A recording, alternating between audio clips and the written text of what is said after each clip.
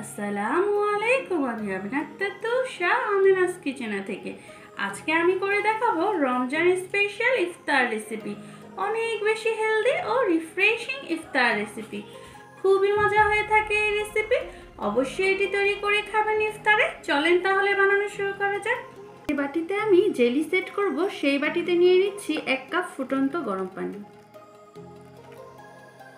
এতে দিয়ে দিব 1 প্যাকেট জেলি পাউডার। আমি এখানে স্ট্রবেরি ফ্লেভার ইউজ করছি। এখন ভালো মতো মিক্স করে নিতে হবে। এখন এই জেলি রুম টেম্পারেচারে রেখে ঠান্ডা করে ফ্রিজে রেখে দেব সেট হওয়ার জন্য।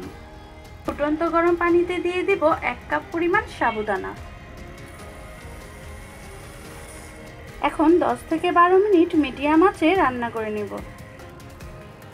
সাবুদানাগুলো যখন স্বচ্ছ কালার হয়ে যাবে তখন বুঝতে হবে যে হয়ে গিয়েছে। এখন একটি চাল দিতে ছেঁকে নেব। এখন ঠান্ডা পানি দিয়ে ধুয়ে নেব। পানি দিয়ে ভালো মতো ধুয়ে নিয়েছি। এখন একটার গায়ে একটা লাগবে না। একটি বাটিতে 1/4 কাপ পরিমাণ পানি নিয়ে নিয়েছি। এতে দিয়ে দেব 2 চা চামচ পরিমাণ তোকমা দানা।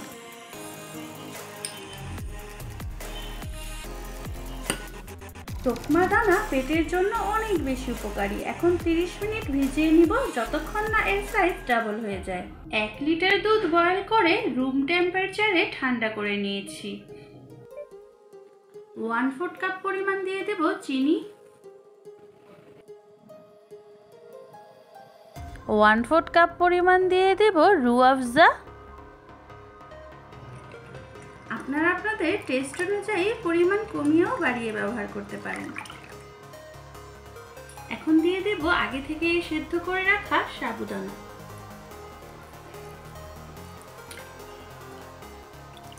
এখন ভালো মতো মিক্স করে নেব।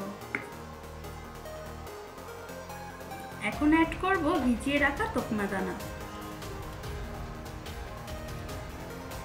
এখন ভালো মতো মিক্স করে নেব।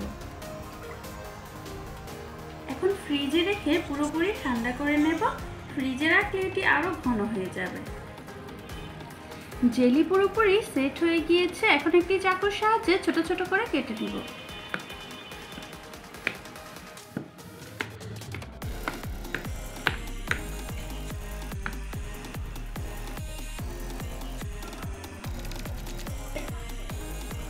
দুই টেবিল চামচ পরিমাণ দিয়ে দেব পেস্তা বাদাম কুচি।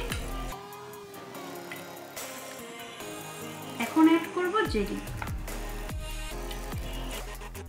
যখনই এই শরবত তৈরি করবেন শরবত ঠান্ডা করে জেলি মিক্স করবেন। কখনোই গরম শরবতে জেলি মিক্স করবেন না। জেলি গলে যাবে ও ড্রিঙ্কস নষ্ট হয়ে যাবে। এখন চাইলে এই পর্যায়ে আইস কিউব দিয়ে পরিবেশন করতে পারেন।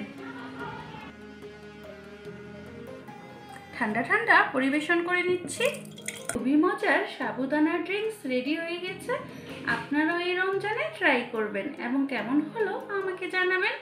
আশা করি রমজান স্পেশাল রিফ্রেশিং এই ড্রিঙ্কসের রেসিপি আপনাদের ভালো লেগেছে। ভালো লাগলে লাইক দিয়ে দিন ও চ্যানেলে নতুন হলে আরও নতুন নতুন রেসিপি সবার আগে পেতে চ্যানেলটি সাবস্ক্রাইব করে পাশে থাকবেন।